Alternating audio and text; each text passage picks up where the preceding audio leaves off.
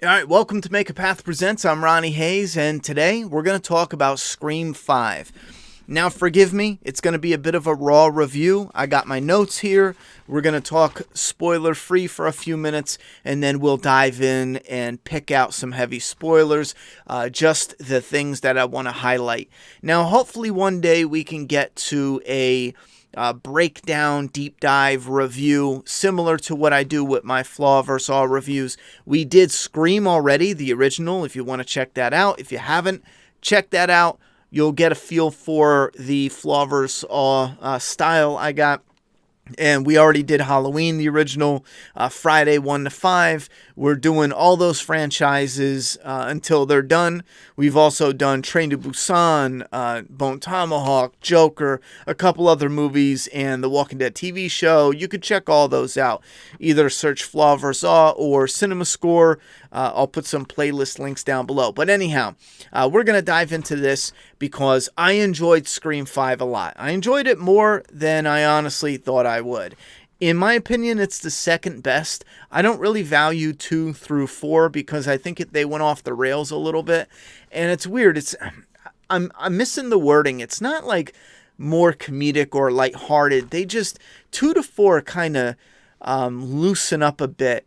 And they don't hold a good balance between grounded meta and brutal horror. And I think Scream 5 does that the best and as close to the original as any of the sequels have before. Absolutely.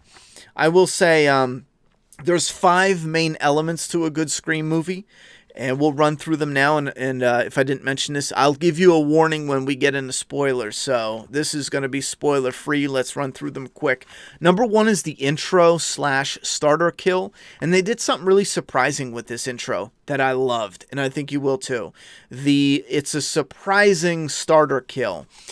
There's a decent introduction. There's a really interesting range to the Ghostface voice on the phone. And there's a nice touch with the tech that they do. You've seen it in the trailer. And the violence is brutal. It's just not as great as the original, but it's pretty good. It holds up. And again, that surprise is what really does it for me. Now, the build-up is the second thing. Build-up is very important when it comes to the Scream movies. And they did pretty damn good here. The concept for Scream 5 is fantastic. The execution wobbles between great and decent, so you're at least getting some good stuff. It doesn't belly flop until the end. And fair warning, I found this out just before I went to see the movie, and it helped, actually. Sydney is only in the movie as much as you see her in the trailer. And I know that might be a mini spoiler, but it helped me. A friend of mine said, yo, fair warning. I know you're a Sydney fan for the final girl. She's only in it as much as she is in the trailer, but her scenes are bigger. So whatever you see in the trailer, it's just bigger scenes. That expectation put things into perspective, and I was able to relax and just enjoy the movie a little bit more. Anyway, number 3 is Ghostface / the kills, and this is where I think it does the best, even better than the original. This is the one aspect they do better than the original. Ghostface's brutality is on display. He lingers. The killer kind of just chills, and I purposefully use just killer to not give away whether it's 1, 2, or 3, and he just to use a general generic description. So don't try to read into anything I say there. But let's get into Ghostface is a fan, right?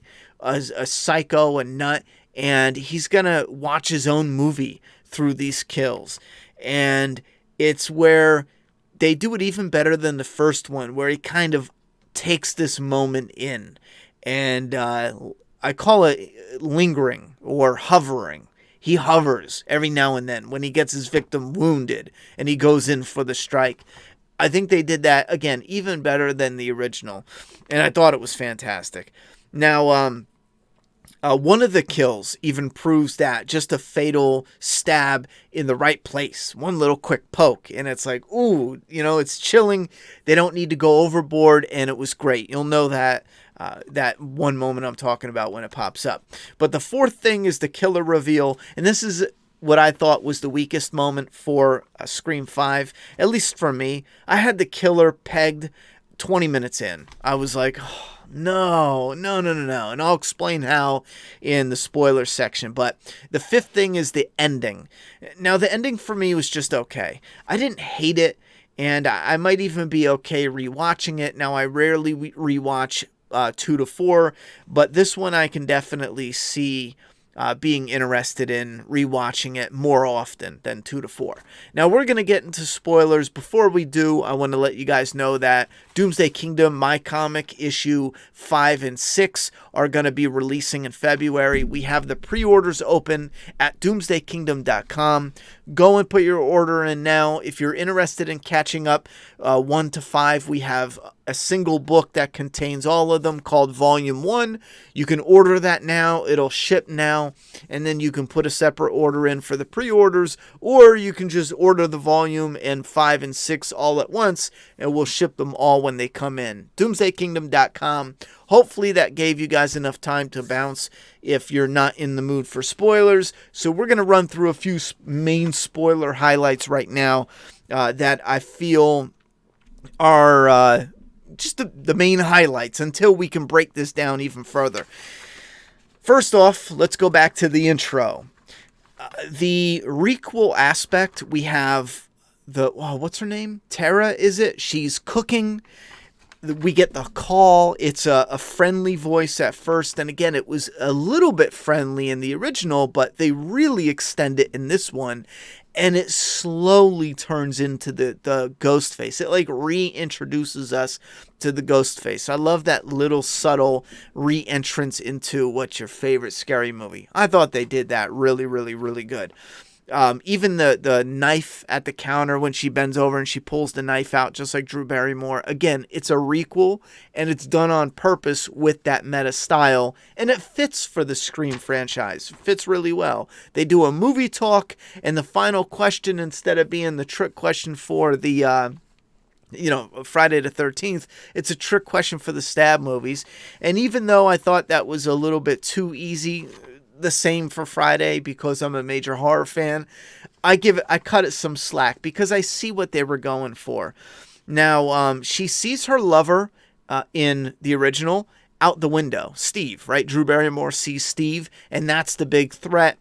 In this one, it's streamed over a voice call, and this is where I, one, immediately recognized Amber as one of the killers, and two, I immediately picked up on the first plot hole. What is that?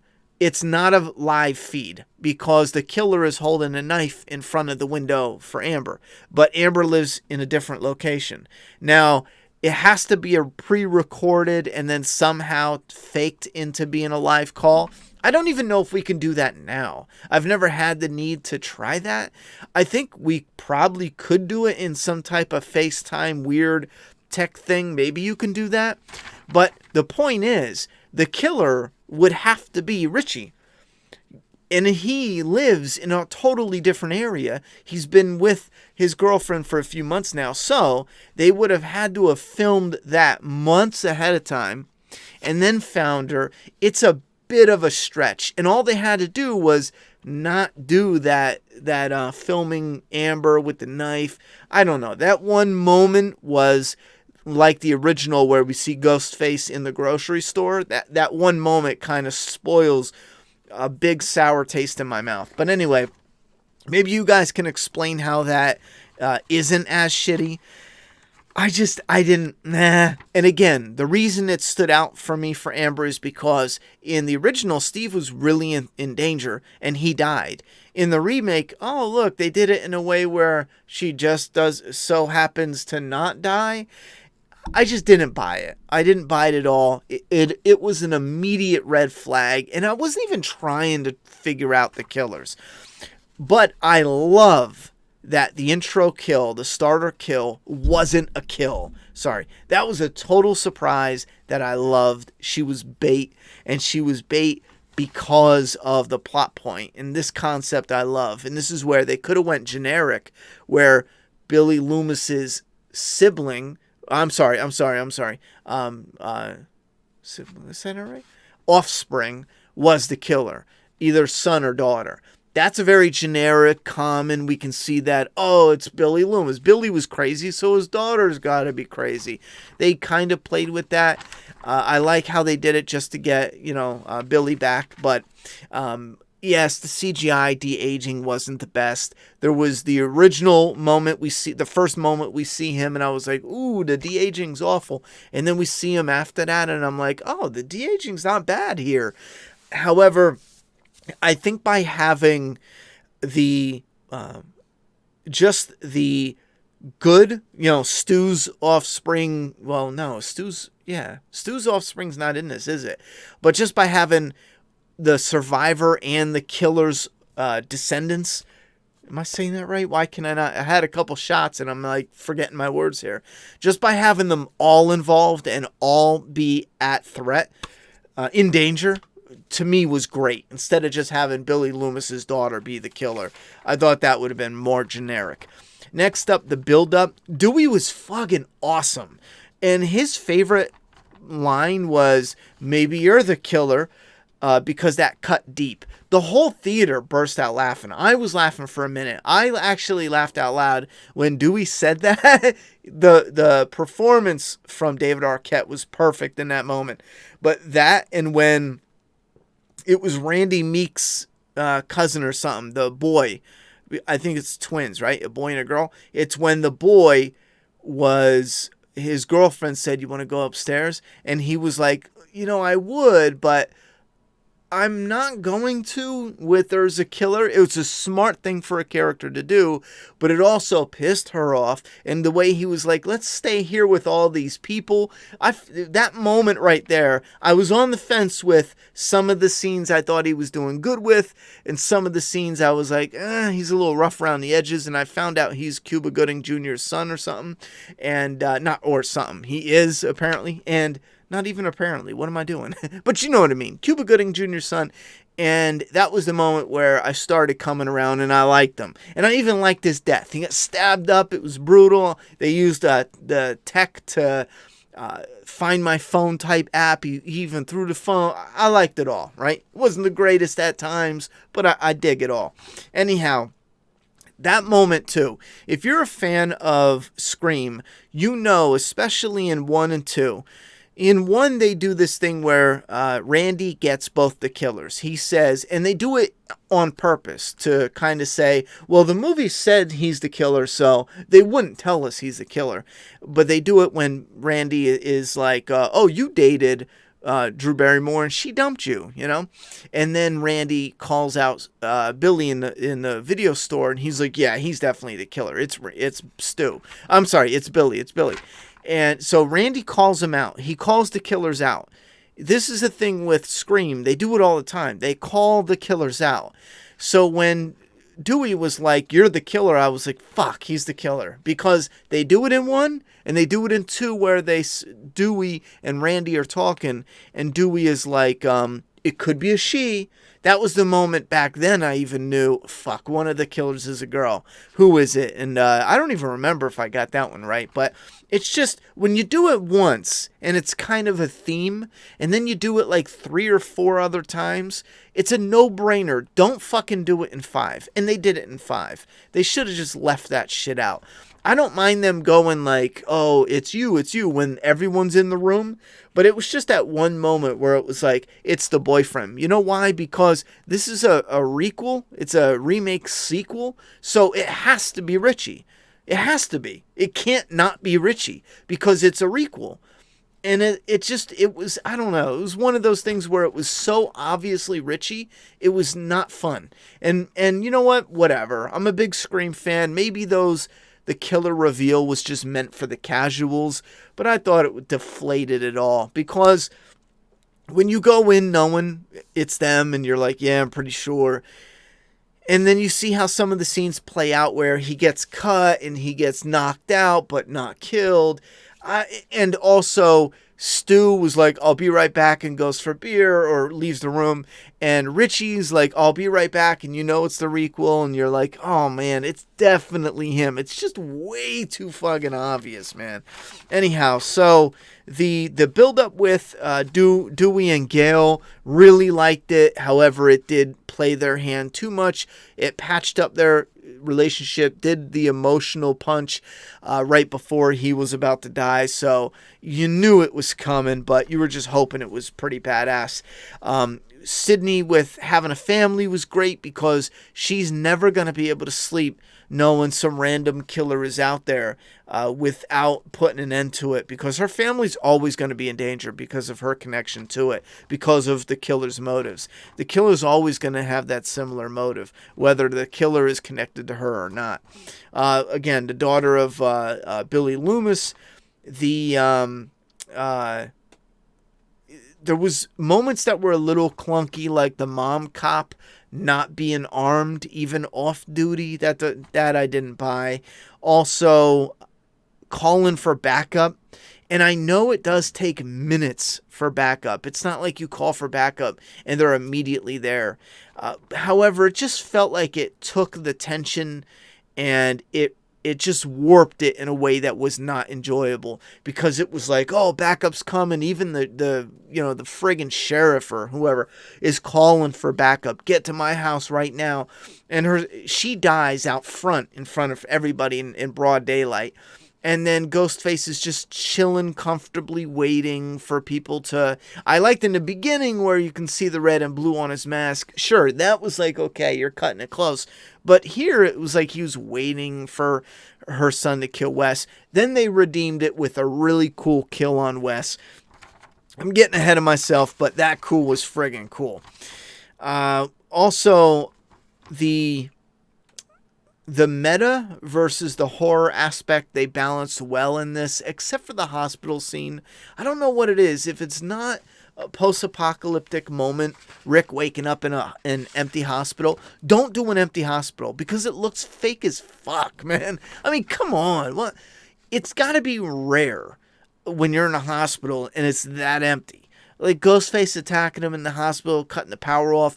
You just show one. I mean, they do it in movies every now and then. They did it in the Fear Street, or was that a nursing home? It doesn't even matter, because it just feels over the top. It's the moment I was hinting at where you get the first one is like really grounded, and then there's a scene or two where it's like, okay, that's a bit much, like Ghostface wandering around in the fucking grocery store. But then you get Ghostface who goes on a bloody rampage in a hospital and no one's around. It's like, give me a break.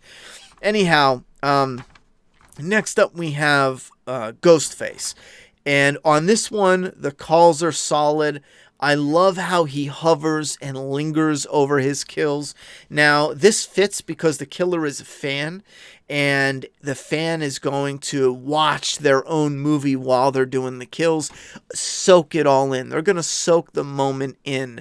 I love having Ghostface linger or hover when the victim is mortally wounded, or they think they're done for, you know. Real quick, going back to Dewey's death, I forgot to mention this. Wait, I think I'll mention it now because it's coming up with talking about Ghostface. This was the moment I got the most excited for, something I swore one of these Scream movies would do. We know they're gonna have two killers. I mean, going back to one killer just didn't work for, what was it, part 3? It just doesn't work because it's like, oh, two. Oh, surprise, it's only one. It's like, So we know it's gonna be two. We fucking know it. We absolutely know it. They gave Dewey a badass moment in the hospital when he's unloading the bullets and Ghostface is wounded. I figured for sure we were gonna get the moment they did it in a Scream movie, where Dewey's coming up to put one in the head, and that's when, for the very first time, the second Ghostface killer stabs him in the back. The first one rises and stabs him in the front, and we get this double kill. Now, oddly enough, we got the stab in the front and the back. The only reason I thought that is because he got stabbed in the back so many times. Scream 1, even in Scream 2, he got stabbed multiple times in the back. And I was thinking this is the moment. We're going to get both both Ghostface killers. I don't know how they're going to do it because I was convinced Richie was one of them, especially now after being wounded. So I thought maybe they were going to show him coming to the car late being like, I went up for him. He's gone. We got to go. But they didn't. And you guys can let me know down below. Would that take away the reveal for you, or the mystery of, are they going to keep two killers or not? I think that would be so awesome. Like, having the Ghostface wounded, this is the perfect opportunity. You go to finish him off in the head, and the second Ghostface killer, we haven't seen that yet before. I thought I could have sworn that moment was coming. They were building up to it, and it was Dewey, and it was going to be like epic. And then they didn't do it. So I didn't hate how Dewey went out. We're getting up there, though. One of them's got to go out, and it's not Sydney or Courtney Cox. Let's be real. It's 2022 at this point. They're not killing either of the female leads. There's no way. And they didn't. I called it going in. It's definitely the guy. If anyone's getting cut, it's the white straight male. Fuck out of here. And that's what they did. However, two Ghostface. Anyway, moving on to having the little girl killing Dewey too, instead of having both of them do it. Get the fuck out of here. Rewatching it now, I'm gonna be like, this is fucked. Next up, we got the killers, and like I said before, that was the weak moment, and that's because having her unharmed in the beginning was a dead giveaway. The Richie being out of town. Oh, it can't be Richie. He's out of town.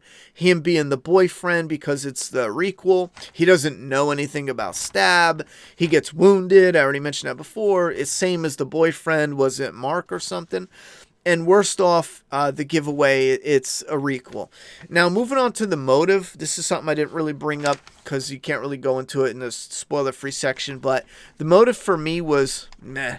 If you're going to have a motive like this, you need to have charm somewhere. With the actors, the writing, the dialogue, somewhere.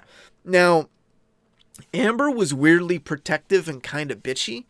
And I didn't, even after, I thought, well, maybe it'll make more sense when I rewatch it. But it just doesn't fit. Even being like Tara's girlfriend, it just didn't feel like it fit. Excuse me. But Richie, it felt like the writers hated Richie. It felt like the writers wanted Richie, let me put it this way, to be people online that they hate. Because they put this toxic fandom shit on Richie, and then when he is getting beat by Sam, they turn him into this whiny baby, and they force this scene that's just fucking cringy, where he's all now, instead of being the big bad killer setting all this up, he's now this whiny little, straight white guy on the floor.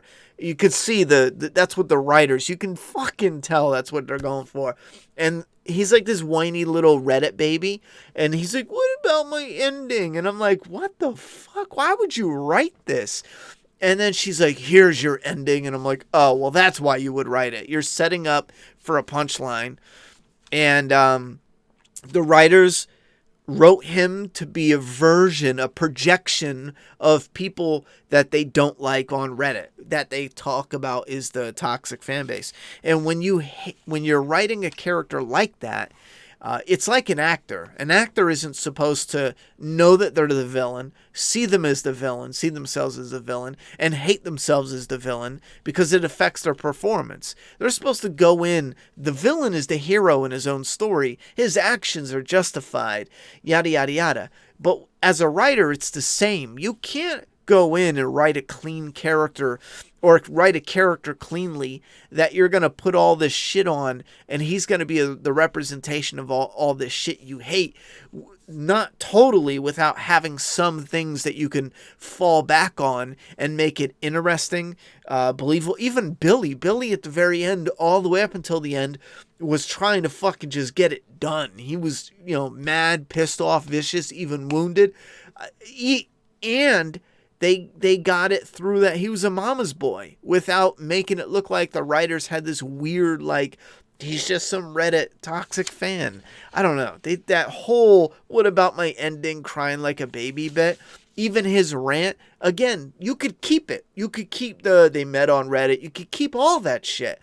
But rework some of the dialogue and I don't know, make it a little bit more interesting for the two villains instead of coming out looking like just pansy ass. These are two of your killers. And in the very end, they're all just like, little babies. The ending for me, there was a great build up and it belly flops in the finale. Sid and Gale show up and they're all badass. They have a nice line with tracking the car. Cool.